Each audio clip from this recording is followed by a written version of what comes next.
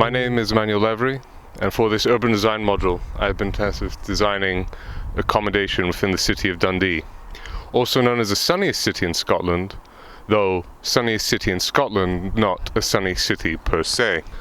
The brief asks for student accommodation, as well as free 2-bedroom flats, free live-work studios, a dining area, a library, as well as an assembly space for the general public to gather.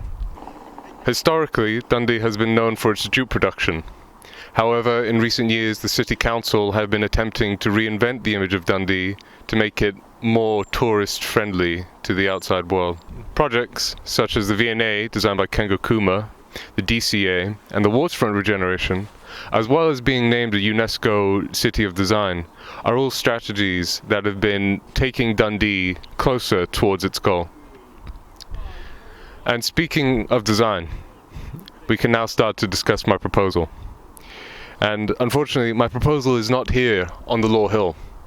Instead, it is down there. More specifically, it is this spot, right here. A block in the middle between the roads of Midwind and Millerswind.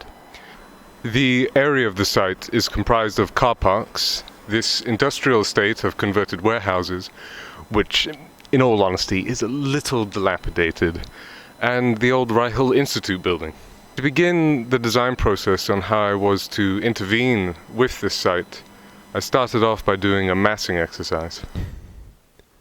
To begin the massing experiment, I started by extending the brief to 1,000 units of student accommodation. From there, I shaved off 100 units whilst taking into account the sun factor and how much natural light would get into the spaces.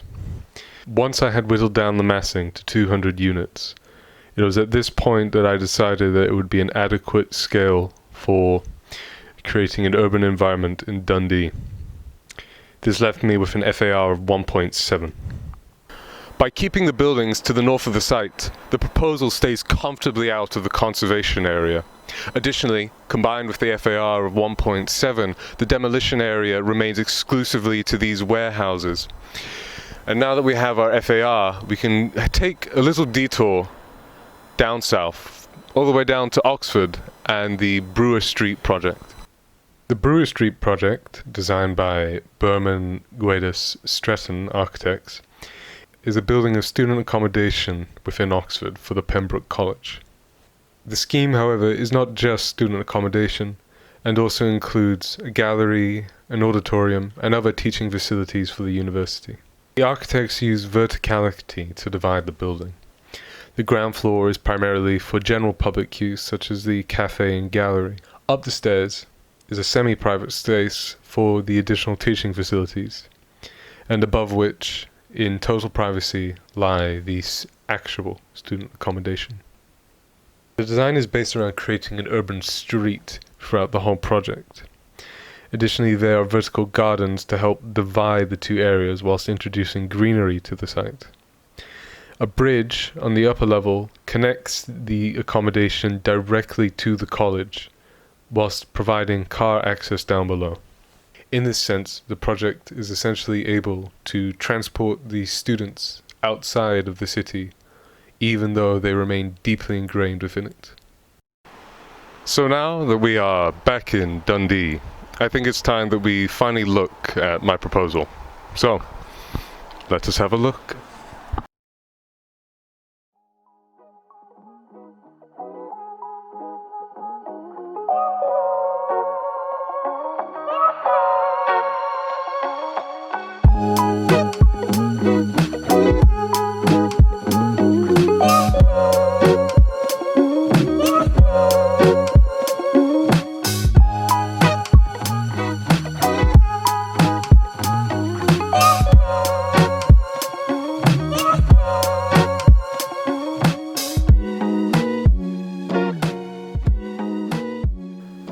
To promote new design practices in a UNESCO City of Design, the accommodation is designed out of rammed earth.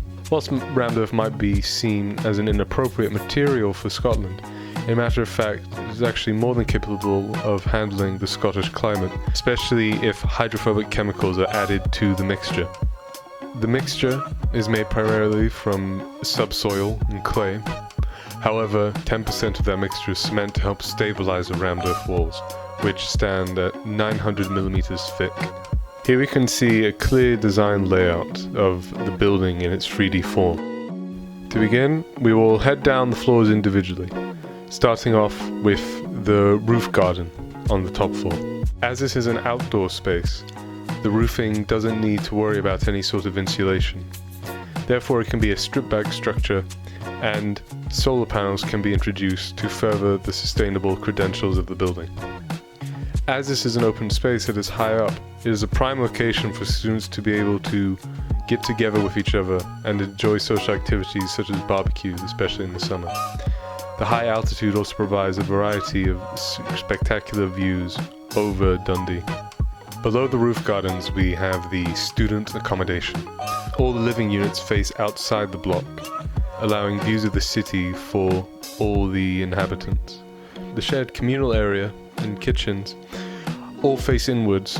This serves to emphasize the community of the scheme, as the communal spaces all face each other, as well as the public realm, allowing everyone to feel connected. The two-bedroom flats are located slightly away from the main complex, as this is not a student area, and therefore they are less likely to be disturbed by said students. Coming into the space in the communal areas, views of the public realm and the trees within that are clearly seen. Inside, the feeling of an open plan is created through the use of a glass wall connected to the hallway, which also brings in more natural light. Additionally, this thin material, when combined with the other internal wall, that being a steel wall, creates a unique contrast with the earthy and thick rammed earth walls. The student units are compact, yet still have a surprising amount of space and freedom within them.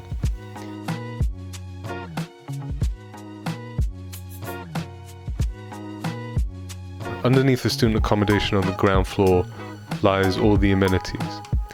These include lounges, washing machines, baggage, storage for cleaners, and offices.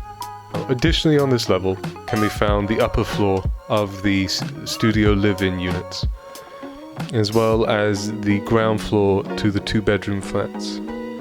Green space is used in the area to brighten up the location. Studios and the two-bedroom flats have their own special shared courtyard that separates them from the students, yet doesn't go so far as to entirely lock them out of the area. Being that the studio flats are primarily for living artists, the living area is elevated, though still has a sense of connection to the broad community. However, on the lower levels, all views face towards the public space.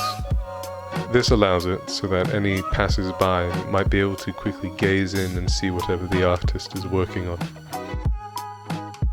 Underneath the ground floor lies the primary public space, which includes not only a courtyard, but a sunken piazza. This level is comprised of the aforementioned lower floors of the live-work studios. Additionally, there is a gallery and a dining space facing the public realm. Within the complex lies this sunken piazza, surrounding which can be found the seminar room as well as the library. Most of the inherent public features can be found in this open courtyard before entering the main complex. Within the main complex lies the sunken piazza, which includes a courtyard with trees whose canopies extend over the piazza's floor. The education areas within the piazza utilize floor-to-ceiling windows, so that the architectural language of the piazza can be maintained. Within the library lies an arch. This arch not only divides the study and reading areas from the books, but also provides the structural support for the rammed earth wall above. Similarly, the dining area clearly shows the plinth upon which the rammed earth walls are made, while still providing openings to the outside world. You may have noticed that there was one aspect of the previous floor that wasn't touched upon, that being the bridge to the north. This bridge connects the public to the assembly space, for which I have chosen a music room. The music room lies deep underneath the building. Primarily due to its deepness, any noise pollution on the local area will be drastically reduced. Specifically with there being a 2.5 meter distance between the ceiling of the auditorium and the floor of the piazza. When visitors cross the bridge, they are able to gaze down below to the cavern that awaits them. And gotten to the bottom of the stairs or elevator, visitors arrive within a lobby space. The gargantuan walls of the lobby area create a deep and cavernous feeling, which lie in stark contrast to the roof gardens in the buildings above. From this lobby, visitors can head into the central auditorium space, where they are able to experience whatever music may be put on. Central auditorium space utilizes curved convex walls. Because of the way sound bounces off convex walls, the music quality and loudness shall be evenly maintained throughout the whole room. Therefore, even if you are sitting at the back of the room, the sound will still sound dense and loud, like this.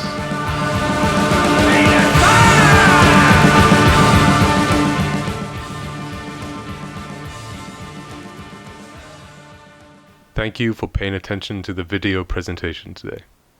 It is my hopes that you enjoyed it, and I bid you all farewell.